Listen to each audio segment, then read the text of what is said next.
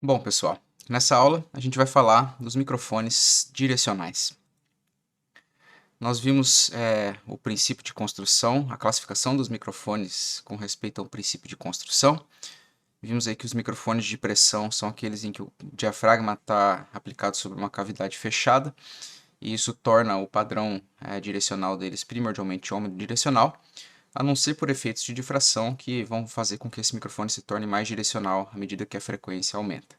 Esse efeito vai ter mais preponderância ali em altas frequências, faixa na qual o comprimento de onda é compatível ali com o tamanho, né, do microfone. Nós vimos também os microfones de gradiente de pressão, que são aqueles que o diafragma está livre no espaço, ou seja, não tem nenhuma cavidade associada, e isso cria aquele microfone que a gente viu nas aulas passadas, que é o microfone bidirecional ou figura de 8, né? Que tem uma sensibilidade maior a 0 graus ou 180 graus e uma sensibilidade nula ali a 90 graus e 270 graus. Bom, hoje o que a gente vai ver são como funciona ou qual é o princípio construtivo, né, dos microfones direcionais. Particularmente, a gente vai falar dos microfones direcionais de ordem 1 nessa aula, e na aula que vem dos microfones direcionais de ordem superior.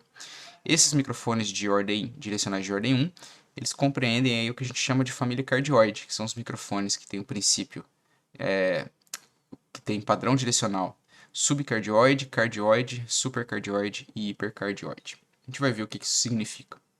Mas basicamente, essa família de microfones direcionais, ela é criada a partir da sobreposição entre um microfone de pressão omnidirecional e um microfone de gradiente de pressão bidirecional.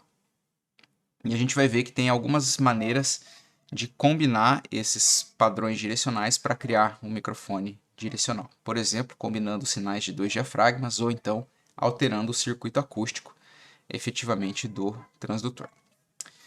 Bom, vamos lá. Então, a gente viu nos capítulos anteriores o padrão omnidirecional. Tipicamente, a sensibilidade é a mesma em todas as direções. Então, eu coloquei aqui a equação da sensibilidade sendo uma constante aqui. E aqui, o bidirecional, a sensibilidade, vai ser dado por uma constante vezes o cosseno do ângulo θ. Ou seja, quando o θ for 0 graus, nessa direção aqui, a gente vai ter máxima sensibilidade. Quando for 180 graus, a gente também tem máxima sensibilidade, com fase oposta. E quando o ângulo de incidência for 90 ou menos 90, a gente tem mínima sensibilidade, certo? Joia. A única coisa para prestar atenção aqui é que eu coloquei essas constantes aqui multiplicando o padrão direcional, o A e o B, como sendo variáveis com a frequência, exatamente para incluir esses efeitos, né, na equação dos fenômenos de difração, que vão fazer com que o microfone omnidirecional se torne mais direcional à medida que a frequência aumenta, por exemplo. Tá? E claro, o microfone bidirecional também, ele vai ter uma dependência ali com a frequência, porque ele vai ter um tamanho infinito, etc. E ele vai impactar ali no campo acústico.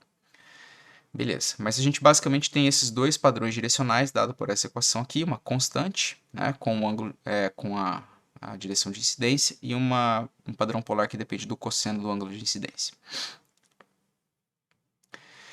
Mas esses não são os únicos padrões polares existentes nos microfones que existem no dia a dia. De fato, talvez o que vocês já tenham mais visto na vida seja o microfone cardioide, né? Já vou explicar o que isso significa. Então tem uma série de outros padrões polares possíveis, uma série de outras aplicações que a gente consegue fazer com esses microfones direcionais, certo? Então nós podemos gerar outros padrões polares de direcionalidade de duas formas, basicamente. A primeira seria combinar os sinais de dois transdutores eletricamente, tá? Então basicamente a gente pega um microfone omnidirecional e um microfone bidirecional e combina os sinais deles para formar um microfone direcional. E a outra forma é criando um caminho acústico entre a frente e a traseira do diafragma, que não seja exatamente um gradiente de pressão, mas que tenha em algum grau uma combinação entre uma cavidade e um gradiente de pressão, certo? Então é mudar de fato o circuito acústico do transdutor. Em ambos os casos, a ideia sempre vai ser obter as seguintes equações para o padrão polar. combinando o termo omnidirecional e o termo bidirecional, certo? Quando o microfone é chamado direcional de primeira ordem, que é os que a gente vai ver na aula de hoje, essa equação aqui é o que a gente pretende criar, né? Sintetizar acusticamente ou combinando os sinais de dois diafragmas, tá? E se a gente quiser criar um microfone mais direcional, a gente vai ter que criar uma equação desse tipo aqui, né? Em que o omnidirecional e o bidirecional são combinados de forma a ter um fator n aqui, né? Que eleva a equação e que torna o microfone mais direcional. Mas a gente vai ver isso com calma ao longo da aula, acho que vai ficar claro. Então, os tipos de padrão polar ou da família cardioide que a gente tem, né? A gente tem o subcardioide, cardioide, supercardioide e hipercardioide. O microfone subcardioide é aquele que dá mais peso para o termo omnidirecional, né? 70% de peso para o omnidirecional e 30% de peso para o bidirecional. Isso cria um padrão polar que parece quase omnidirecional, mas o microfone tem uma rejeição aqui na traseira dele de 6 dB de sensibilidade. Então a sensibilidade dele é menos 6, 7 dB ali na traseira, certo? 6 e qualquer coisa dB, né? De perda de sensibilidade na traseira do microfone. Então ele não é um microfone muito direcional, mas ele é um microfone já um pouquinho mais direcional do que o omnidirecional, certo? O microfone cardioide, que é o mais conhecido, ele dá o mesmo peso para o omni e para o bidirecional. Então é 50-50, né? 50%, 50%. Isso cria um microfone que na frente, né, ele é totalmente sensível e na traseira ele tem cerca de 30 dB ali de rejeição, né, na parte traseira. Então a sensibilidade dele na traseira é cerca de 30 dB maior. Isso implica que, falando na frente do microfone, você tem máxima sensibilidade. Se você falar atrás do microfone, você vai ter mínima sensibilidade, certo? E aí, claro, nas laterais, aqui a 90 graus, você tem uma perda também de sensibilidade ali, né? 90 e menos 90.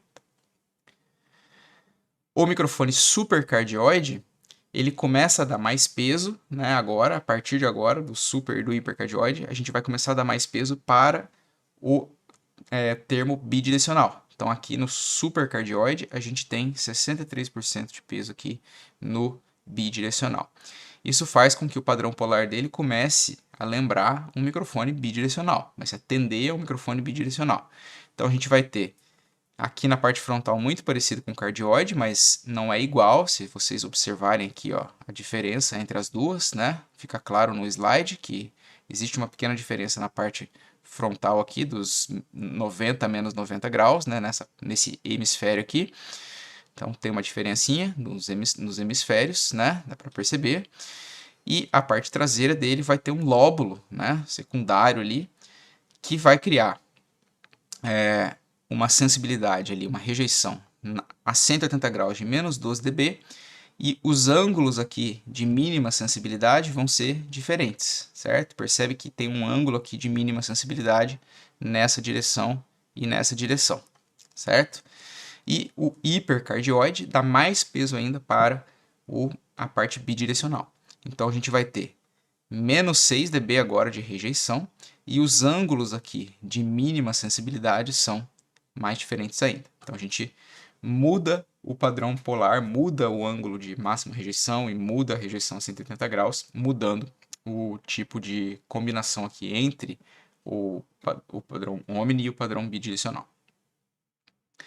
Essas propriedades de rejeição aí, em algumas direções, ou rejeição espacial, elas têm aplicações aí importantes na indústria do áudio, né? Por exemplo, a gente pode minimizar microfonia com esse tipo de microfone direcional. Então imagina que você está lá num palco, tem um cantor e você tem um retorno, né? Antigamente os retornos que a gente tinha no palco eram caixas de som de fato. Hoje em dia é muito mais comum usar o in-ear, né? Que minimiza de fato muito mais ainda os efeitos de microfonia.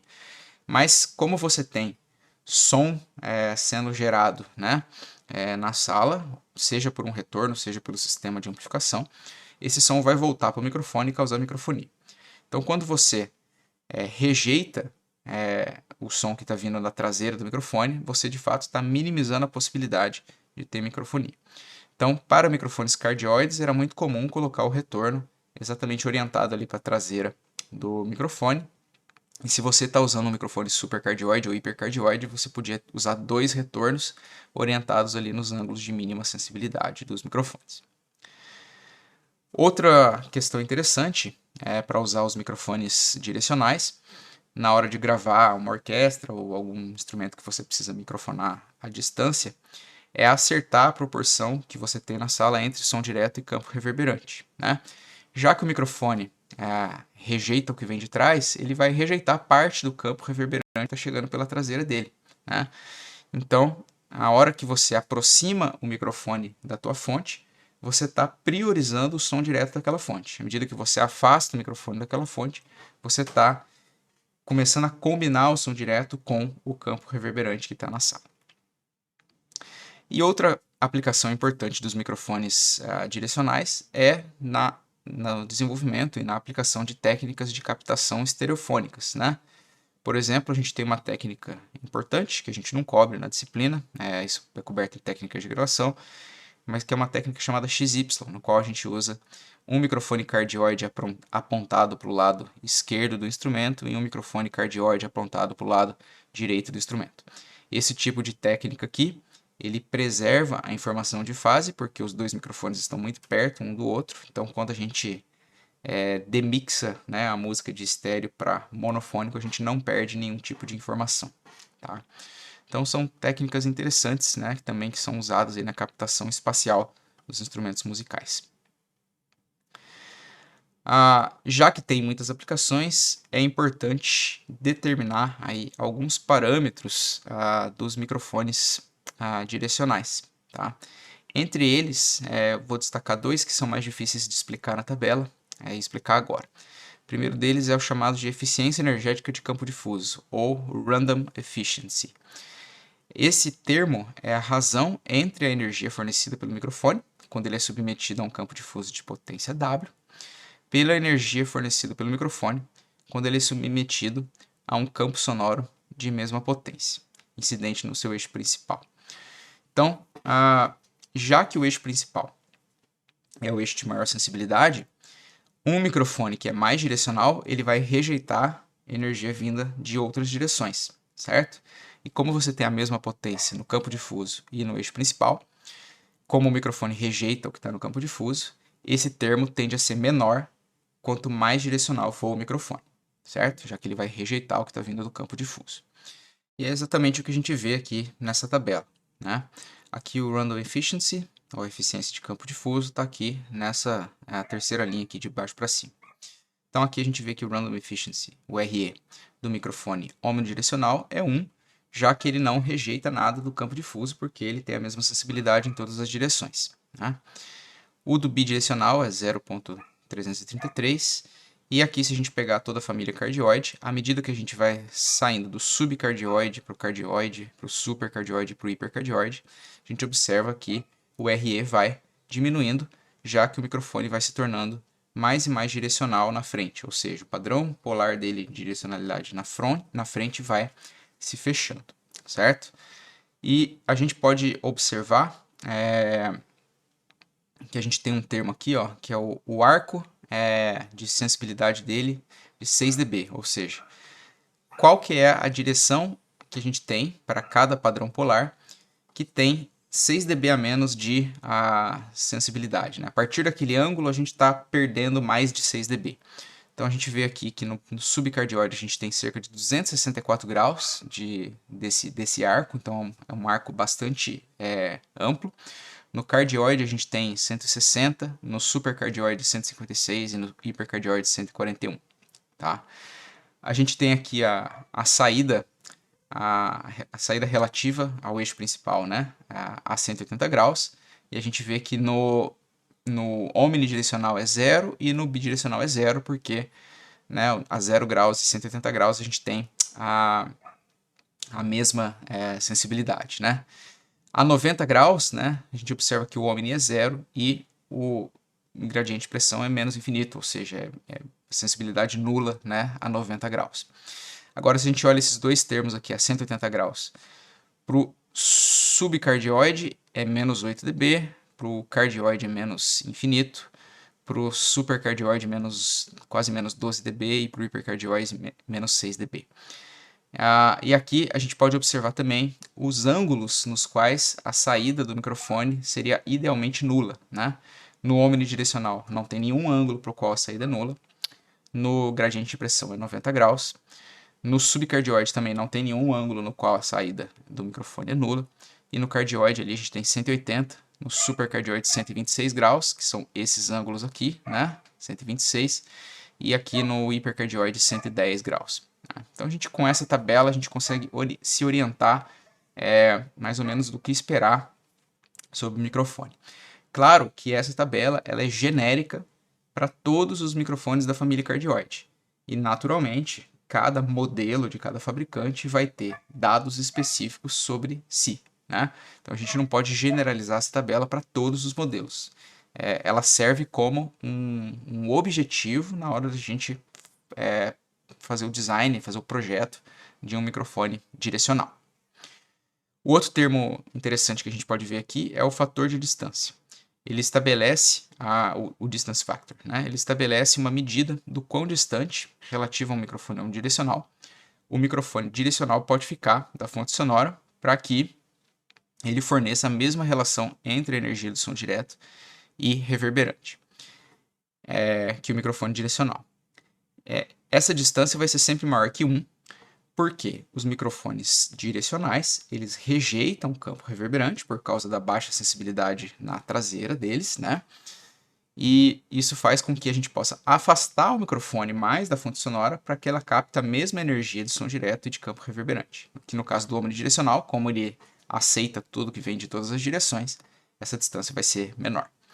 Então, se a gente observar esse fator de distância na tabela, para o microfone Omni vai ser 1, para o microfone de gradiente de pressão 1.7, e à medida que a gente vai mudando aqui de subcardioide para hipercardioide, essa distância vai aumentando. Ou seja, a gente pode posicionar o microfone mais distante da fonte, de maneira que ele capte a mesma razão energética entre som direto e campo reverberante, né? O que implica dizer que se a gente aproximar mais esse microfone da fonte, se a gente colocar, por exemplo, um microfone Omni perto da fonte e um microfone cardioide perto da fonte, o microfone Omni vai captar ali uma certa razão de som direto e campo reverberante. Vai ter um equilíbrio ali que você vai fazer provavelmente de ouvido na hora que estiver gravando para ver o que é agradável, né? Se você usar o microfone cardioide, o microfone, como ele rejeita o que está vindo da traseira e, portanto, do campo reverberante, se você aponta ele para a fonte, ele está priorizando o som direto da fonte. Se eles estiverem na mesma distância, quem capta mais som direto relativo ao reverberante é o microfone mais direcional. Bom, formas construtivas dos microfones direcionais. A ideia aqui é que a gente combine, né, um padrão polar omnidirecional com um padrão polar bidirecional. Então, talvez a forma mais intuitiva de fazê-lo, né, antes de pensar em alterar o circuito acústico, é exatamente combinar os sinais de dois diafragmas, que é o que a gente tem nesse desenho aqui de um microfone comercial que foi inventado na década de 30, mais ou menos, né, 1930. Então, aqui a gente tem a combinação de dois diafragmas, um microfone de pressão omnidirecional, que está aqui nessa parte. Então, a gente está vendo aqui que a gente tem o diafragma e uma cavidade fechada. É um microfone dinâmico, tem, portanto, gap ali e uma bobina, né? E a gente tem uma cavidade fechadinha aqui, sendo esse microfone aqui Omni.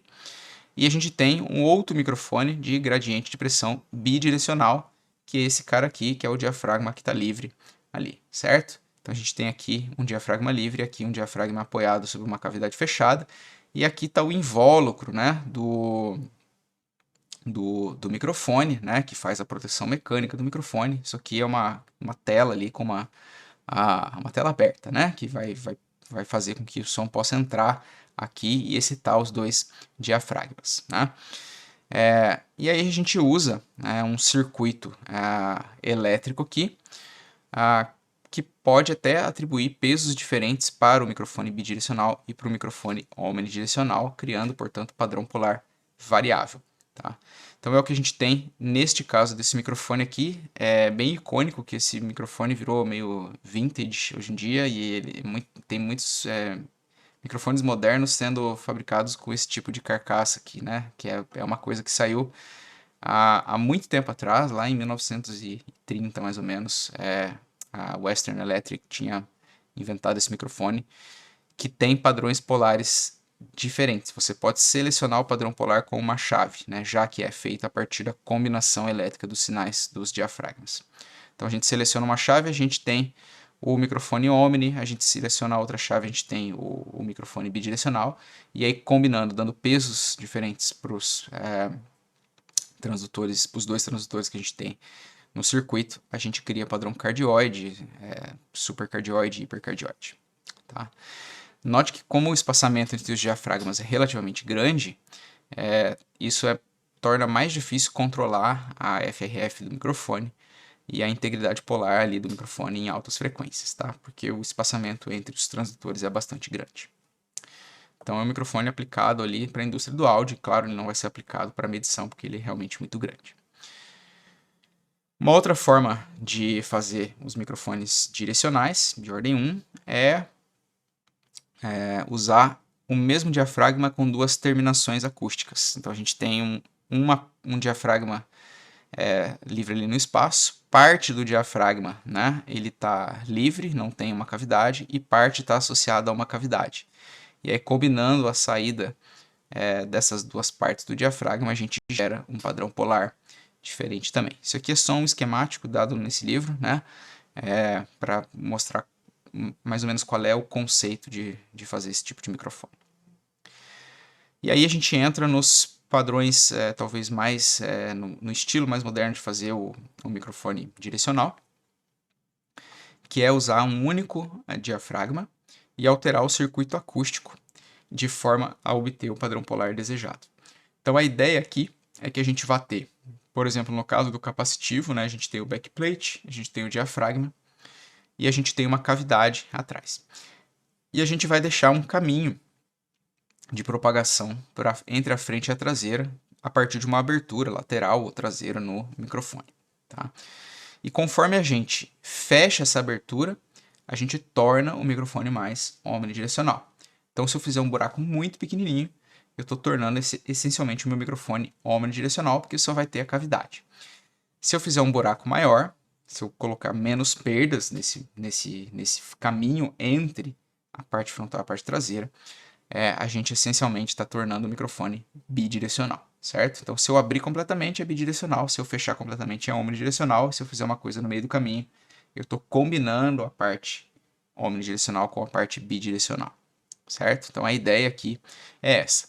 É exatamente o que a gente vê nesse tipo de microfone que existe hoje, que é o chamado handheld, né, que é o microfone de mão, que a gente vê que é muito comum. A ideia é que a gente tem o nosso elemento transdutor aqui, né? Ele vai ser, por exemplo, dinâmico, né? Vai ter ali toda a parte do circuito dinâmico. A gente vai ter uma cavidade atrás desse conjunto aqui transdutor, né? Só que essa cavidade vai ser aberta e a gente pode ter perdas associadas a essa abertura aqui. Conforme a gente fecha essa abertura ou aumenta as perdas, a gente torna o microfone mais omnidirecional, tendendo ali ao subcardioide.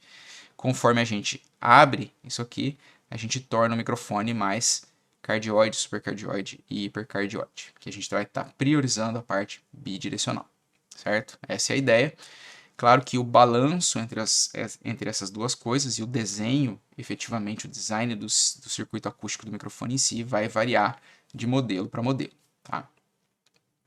E a gente pode fazer esse microfone, né, com uma configuração fixa, que esse é o caso aqui. A gente tem lá o nosso transdutor com a abertura, tudo com as perfurações, né, todas feitas ali fixas e fechadas. Isso vem em um conjunto, você compra o microfone, ele é assim, não tem como você alterar o padrão polar dele.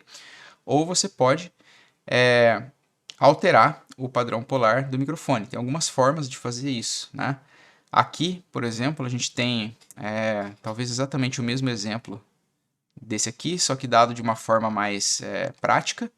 A gente tem um microfone de fita, seria aberto, e a gente coloca um volume aqui dentro que vai fazer o papel da cavidade, e conforme a gente desliza esse cara aqui para cima e para baixo, a gente abre, né, o microfone de fita aqui, a gente altera o circuito acústico e, portanto, altera o padrão polar, né?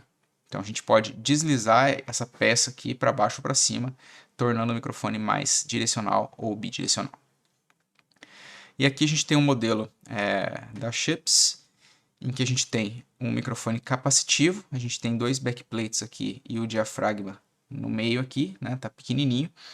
E a ideia é que a gente, rosqueando essa peça, né, a gente vai abrir o caminho na traseira do microfone para tornar esse microfone mais bidirecional ou mais direcional, desculpa.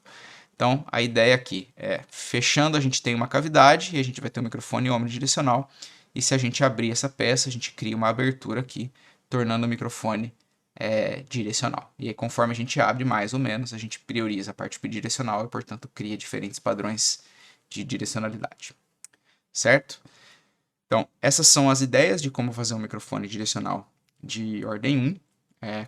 De novo, né? Cada modelo vai ter as suas peculiaridades, né? Mas essas são as ideias gerais sobre fazer um microfone. Na aula que vem, a gente vai ver como criar microfones direcionais com padrão polar mais e mais fechado, certo? Para outras aplicações, tá bem? Até mais.